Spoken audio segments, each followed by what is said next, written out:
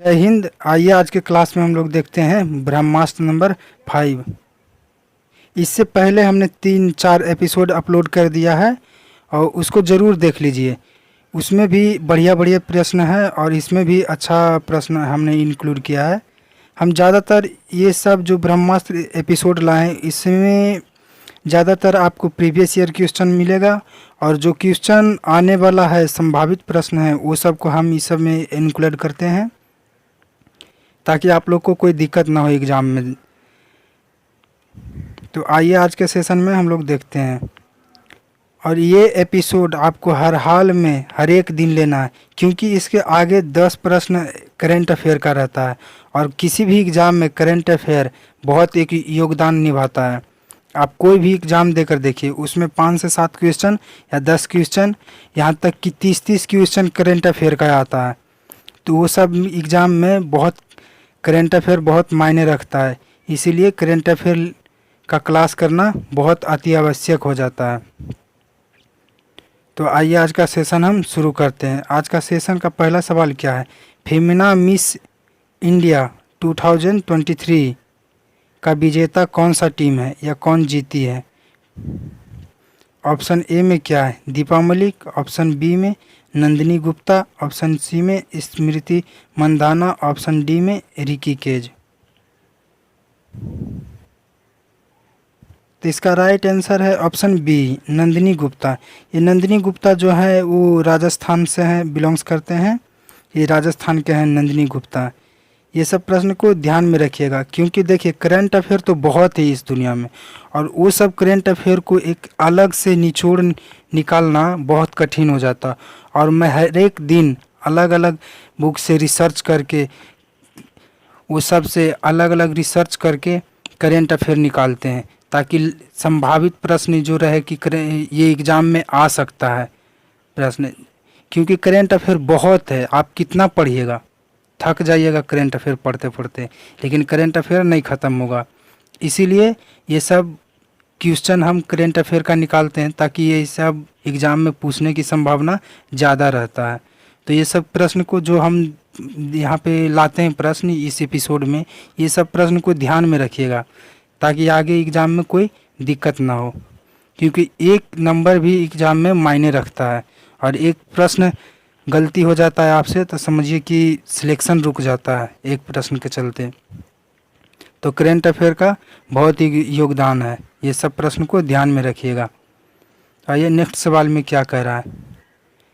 57वां ज्ञानपीठ पुरस्कार किसे दिया गया है? ऑप्शन ए दामोदर मोजा, ऑप्शन बी नीलमणि फूफन को, ऑप्शन सी मोहित शर्मा को, option D none of these, इनमें से किसी को नहीं। तो इसका राइट आंसर है ऑप्शन ए, दामोदर मोजा को 57वां ज्ञानपीठ पुरस्कार दिया गया है। और 56 नंबर का ज्ञानपीठ पुरस्कार सम्मान था वो किन को दिया गया था? तो 56 नंबर का जो था नीलमणि फूफन को दिया गया था। नेक्स्ट सवाल में क्या कह रहा है? नेक्स्ट सवाल में अंतर्राष्ट्रीय बुकर पुरस्कार किसे प्रदान किया गया है? ऑप्शन ए जॉर्जिया गोस्पोदिनोव को, ऑप्शन बी मुकेश मिर्जा को, ऑप्शन सी डॉली को, ऑप्शन डी नीलमा शर्मा को।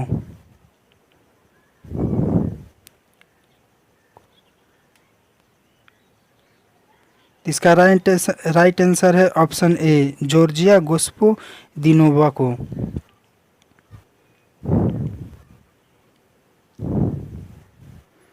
सवाल नंबर 4 में क्या कर रहा है? तीसरे खेलो इंडिया यूनिवर्सिटी गेम्स 2022 का आयोजन कहाँ किया गया है? Option A Rajasthan, option B Haryana, option C Uttar Pradesh, option D New Delhi.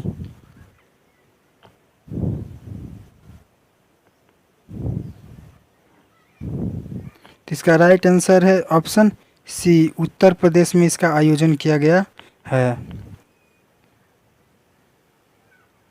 सवाल नंबर 5 में क्या कह रहा है? G7 शिखर सम्मेलन 2023 का आयोजन कहाँ किया गया है? Option A Australia, option B चीन, option C Japan, option D Bharat.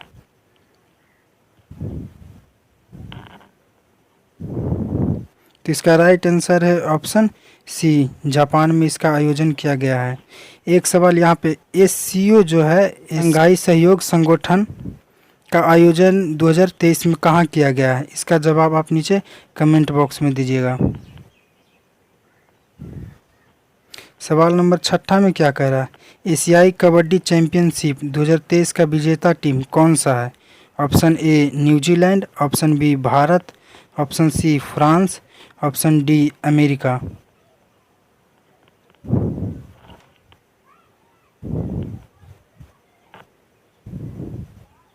इसका राइट आंसर है ऑप्शन बी भारत।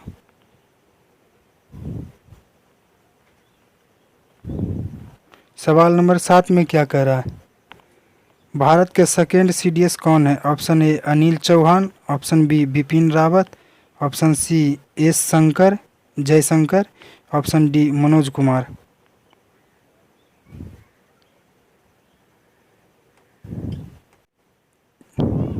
तो इसका राइट आंसर है ऑप्शन ए, अनिल चौहान को सेकेंड सीडीएस पद पर नियुक्त किया गया है। और जो पहले सीडीएस थे वो बिपिन रावत जी थे, जिनका देहांत विमान दुर्घटना हो गया है। सवाल नंबर 8 में क्या कह रहा है? लाडली बहन योजना किस राज्य में शुरू हुआ है जिसमें 1000 रुपये प्रति माह महिलाओं को दिया जाएगा? Option A Bihar, option B Madhya Pradesh, option C Gujarat, option D Karnataka.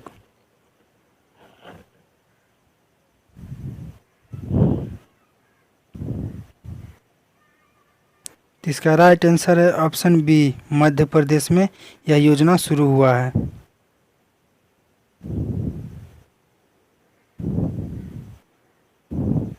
सवाल नंबर 9 में क्या कह रहा है? महिला प्रीमियम लीग यानी WPL 2023 के पहले संस्करण की विजेता टीम कौन सी है? ये देखिए, ये WPL जो है महिला प्रीमियम लीग, ये 2023 में पहली बार आयोजित किया गया है। जो क्रिकेट IPL जो देखते हैं वो WPL, महिला के लिए WPL है और पुरुष वर्ग के लिए IPL होता है, और महिला के लिए WPL होता है। और WPL का शुरुआत पहली बार 2023 में किया गया है। ये सब प्रश्न को ध्यान में रखिएगा। इसका विजेता टीम कौन सा है? WPL 2023 का विजेता टीम कौन सा है? Option A Delhi, option B Gujarat, option C Mumbai, option D Rajasthan. तो इसका राइट आंसर है ऑप्शन सी, मुंबई इसका विजेता टीम है। और इसमें एक प्रश्न का जवाब आप नीचे कमेंट बॉक्स में करिएगा। WPL की सबसे महिला खिलाड़ी जो थी, सबसे महंगा कौन बिकी थी? महिला खिलाड़ी में सबसे महंगा खिलाड़ी कौन थी? इसका जवाब आप नीचे कमेंट बॉक्स में दीजिएगा, नहीं तो नेक्स्ट वीडियो आएगा तो जब उसमें हम बता देंगे।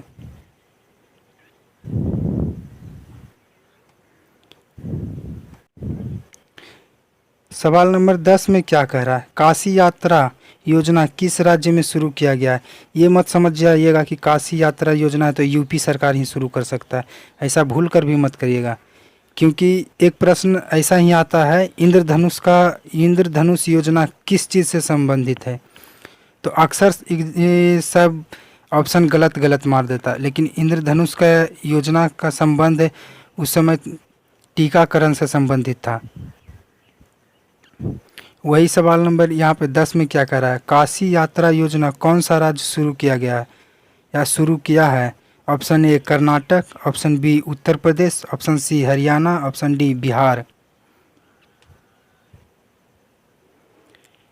तो इसका राइट आंसर है ऑप्शन ए, कर्नाटक सरकार ने काशी यात्रा शुरू किया है। अब देखिए महत्वपूर्ण सवाल, इसमें आपको मिसलेनियस प्रश्न मिलेगा जिसमें साइंस, आर्ट्स और स्टैटिक जीके, स्पोर्ट्स से रहेगा। और सबसे बड़ी योगदान एसएससी का फेवरेट रहता है, एसएससी हो या रेलवे का एग्ज़ाम हो, जिसमें लोक नृत्य, त्यौहार, दिवस और स्पोर्ट्स से अक्सर क्वेश्चन पूछता है। वो सब क्वेश्चन को हम अक्सर इसमें 2-3 क्वेश्चन डालते हैं, तो 2-3 क्वेश्चन डेली याद करिएगा, महीना आते आते लगभग आप ख़त्म कर दीजिएगा। वो सब त्यौहार को या नृत्य को, स्पोर्ट्स को महीना आते आते लगभग ख़त्म हो जाएगा। आप ये एपिसोड को हर एक दिन लेते रहिए, इसमें आपको अद्भुत बदलाव आएगा। तो आइए आज का महत्वपूर्ण सवाल में पहला सवाल देखते हैं क्या कह रहा है।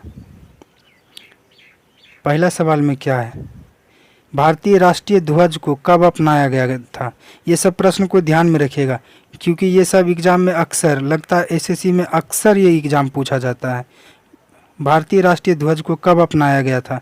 ऑप्शन ए 22 जुलाई 1947 को, ऑप्शन बी 1 जनवरी 1950 को, ऑप्शन सी 15 अगस्त 1947 को, ऑप्शन डी 26 जनवरी 1950 को।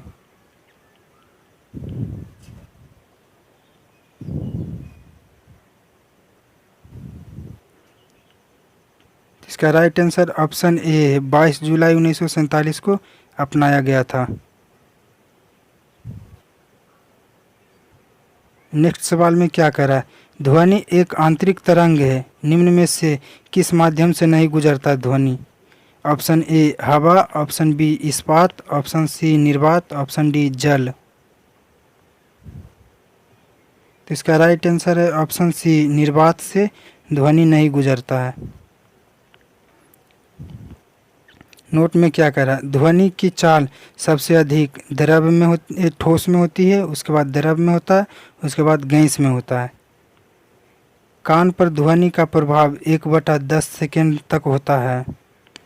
प्रतिध्वनि सुनने के लिए श्रोता एवं प्रवक्ता यानी सुनने और कहने के लिए उसके बीच का दूरी, न्यूनतम दूरी कम से कम 17 मीटर होना चाहिए, या 16.6 या 16.6 मीटर होना चाहिए, तब भी कोई बात को हम आसानी से इजीली सुनकर समझ सकते हैं। फिर क्या कह रहा है, ध्वनि के अपवर्तन के कारण ध्वनि दिन के अपेक्षा रात में अधिक दूरी तक सुनाई देता है।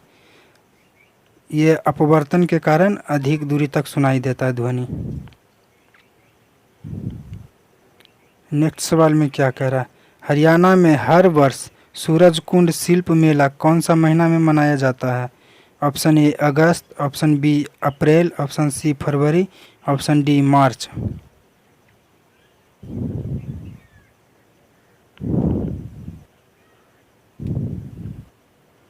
इसका राइट आंसर है ऑप्शन बी, फरवरी में मनाया जाता है सूरजकुंड मेला, और यह मेला फरीदाबाद में मनाया जाता है, हरियाणा के फरीदाबाद में मनाया जाता है।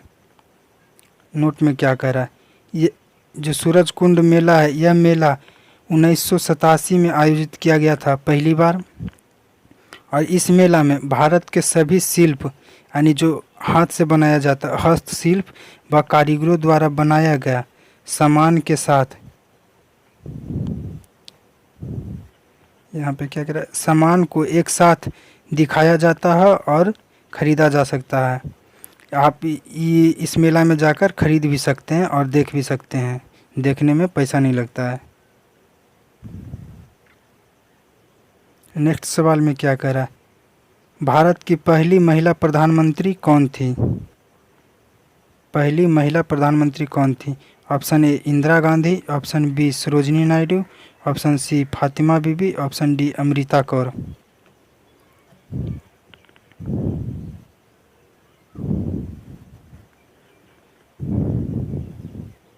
तो इसका राइट आंसर है option A Indira Gandhi.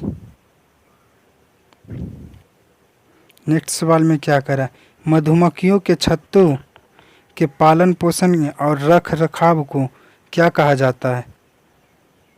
Option A pisciculture, option B apiculture, option C sericulture, option D flori culture.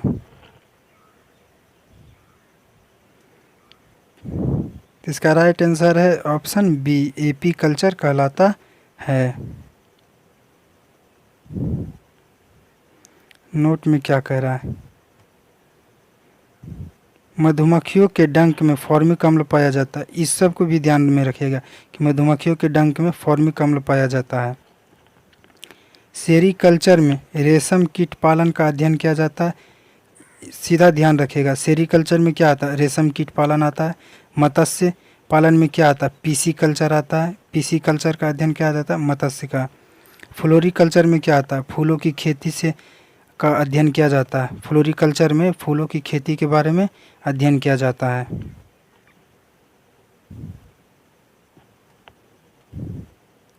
Next सवाल में क्या कह रहा है? गांधी इरविन समझौता कब हुआ था? ये लगता है एसएससी में करोड़ों बार ये सवाल पूछा गया है।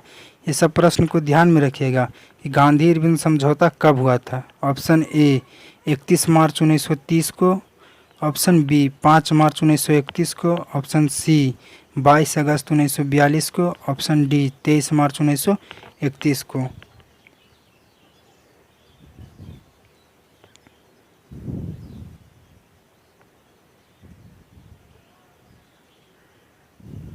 तो इसका जवाब आप नीचे कमेंट बॉक्स में दीजिएगा, नहीं तो अगले वीडियो जब लाएंगे हम तो उसमें इसका जवाब आपको बता देंगे।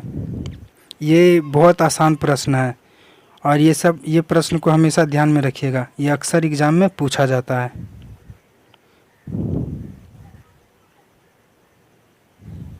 निम्न में कौन सा एक फूल का भाग नहीं है? ऑप्शन ए मध्य सिरा, ऑप्शन बी स्त्री केसर, ऑप्शन सी सिरा विन्यास, ऑप्शन डी सिराएं।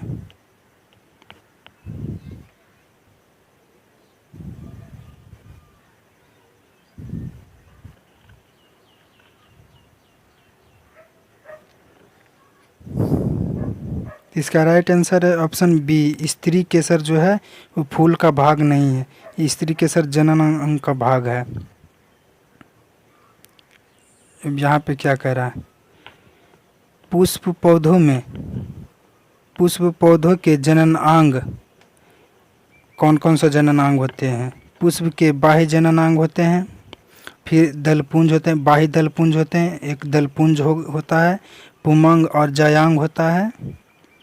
और नीचे में क्या कह रहा है? पुमंग तथा जायांग प्रजनन क्रिया में भाग लेते हैं। ये जो है पुमंग तथा जायांग जो है यह प्रजनन क्रिया में भाग लेता है। ऐसे पौधे जिसमें स्त्री केसर और पुंकेसर पुष्प अलग अलग हो, यानी स्त्री केसर दूसरा पौधा में हो और पुंकेसर दूसरा पौधा में हो, तो उसमें क्या कहा जाता है? वो वैसे पौधे एकलिंगी पौधा होते हैं, एकलिंगी पौधा कहलाते हैं, जैसे पपीता, खजूर, पिस्ता, भांग इत्यादि।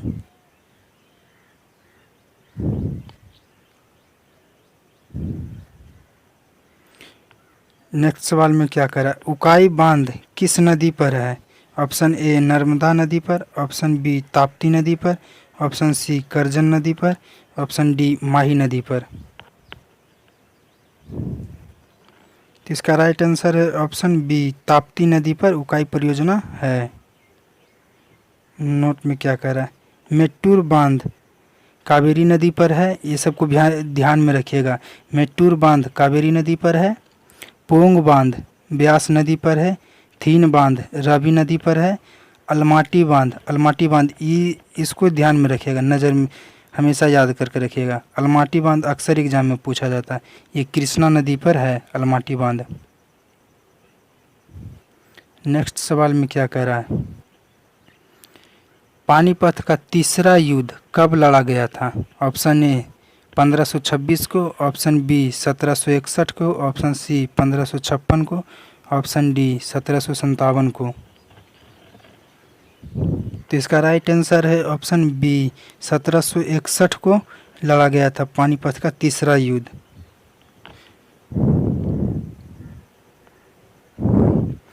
कोणार्क का सूर्य मंदिर कहाँ है? Option A Tamil Nadu, option B Orissa, option C Rajasthan, option D Assam.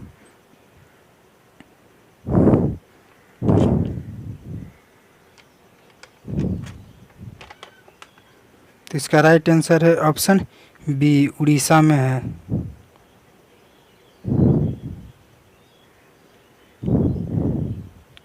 Next सवाल में क्या कह रहा है? भारत में हीरा काटने का प्रमुख उद्योग कहाँ है? Option A Jaipur, option B Surat, option C Mumbai, option D Bengaluru.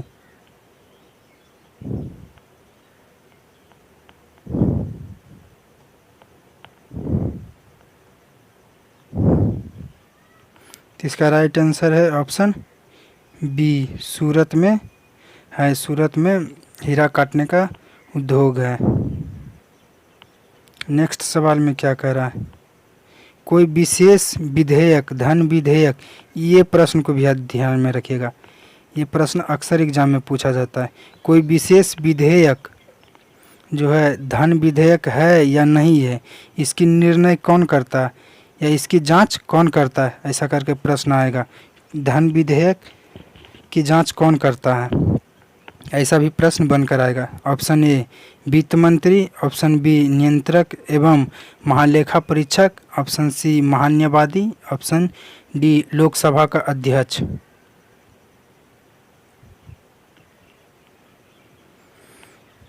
तो इसका राइट आंसर है ऑप्शन डी, लोकसभा का अध्यक्ष या लोकसभा का स्पीकर जो है इसका निर्णय करता है। और क्या कह रहा है नोट में, अनुच्छेद 110 में धन विधेयक का चर्चा किया गया है। धन विधेयक सर्वप्रथम लोकसभा में राष्ट्रपति की सिफारिश पर पेश किया जाता है या प्रस्तुत किया जाता है। और आगे क्या कह रहा है, धन विधेयक को राष्ट्रपति पुनः विचार के लिए वापस नहीं भेज सकता है, यानी धन विधेयक पर अपना वीटो पॉकेट जो है यूज नहीं कर सकते हैं।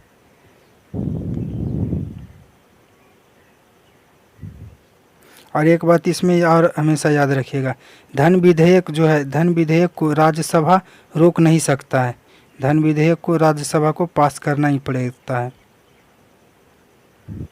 नेक्स्ट सवाल में क्या कह रहा है, भारत में राष्ट्रीय आय का आकलन कौन करता है। ऑप्शन ए वित्त विभाग, ऑप्शन बी योजना आयोग, ऑप्शन सी केंद्रीय सांख्यिकी, ऑप्शन डी लोकसभा। ये प्रश्न को याद रखिएगा, ये एग्जाम में अक्सर पूछा जाता है।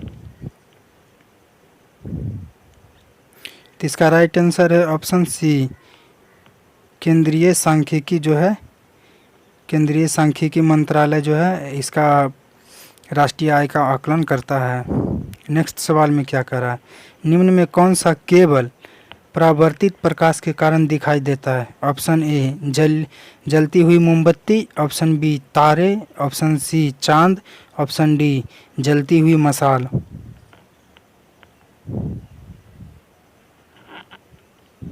तो इसका राइट आंसर है ऑप्शन सी, चांद जो है परावर्तित प्रकाश के कारण दिखाई देती है। और क्या कह रहा है नोट में, क्या कह रहा है, चंद्रमा को जीवाश्म ग्रह कहा जाता है। चंद्रमा पर वायुमंडलीय अभाव के कारण वर्षा, बादल, कुहासा इत्यादि नहीं होता है। और चंद्रमा पर कदम रखने वाले पहला व्यक्ति नील आर्मस्ट्रांग है, जो 20 जुलाई 1969 में गए थे। चंद्रमा पर पहली बार उन्होंने ही पैर रखा था। और हाल ही में चंद्रयान जो थर्ड मिशन है, चंद्रयान थर्ड मिशन 14 जुलाई को लॉन्च होने वाला है। नेक्स्ट सवाल में क्या कह रहा है, निम्न में किस में द्विबीजपत्री होता है। ऑप्शन ए गुलाब, ऑप्शन बी चावल, ऑप्शन सी मक्का, ऑप्शन डी घास। तो इसका राइट आंसर है ऑप्शन ए गुलाब। ये हिंदी का प्रश्न है। हिंदी का प्रश्न क्या कर रहा है, आश्रम का विलोम होता है। आश्रम का मतलब आराम करना। और इसका ऑप्शन क्या कहता है, इमारत, ऑप्शन बी मकान, ऑप्शन सी विहार, ऑप्शन डी भवन। तो इसका राइट आंसर है ऑप्शन सी विहार। विहार का मतलब है घूमना, इधर उधर या एक जगह से दूसरे जगह परिवहन करना, बिहार का मतलब। नीचे क्या कह रहा है, घर का पर्यायवाची शब्द निकेतन, भवन, इमारत, निवास, आवास, निलय, धाम इत्यादि होता है। सिर उठाना मुहावरे का अर्थ है ऑप्शन ए पीछे पड़ना, ऑप्शन बी अकड़ कर चलना, ऑप्शन सी सिर ऊंचा करना, ऑप्शन डी विरोध में खड़ा होना। इसका राइट आंसर है ऑप्शन डी विरोध में खड़ा होना। और नीचे क्या कह रहा है, गले पड़ना मुहावरे का अर्थ है पीछे पड़ना, गाल बजाना का अर्थ है डींग हाँकना। गंगा लाभ होना का अर्थ है मरना। नेक्स्ट सवाल में क्या कह रहा है, समान उदर से जन्म लेने वाला क्या कहलाता है? अनेक शब्दों का एक शब्द है सहोदर। ऑप्शन बी में सखा, ऑप्शन सी में सही, ऑप्शन डी में सहोदर। तो इसका राइट आंसर है ऑप्शन ए सहोदर।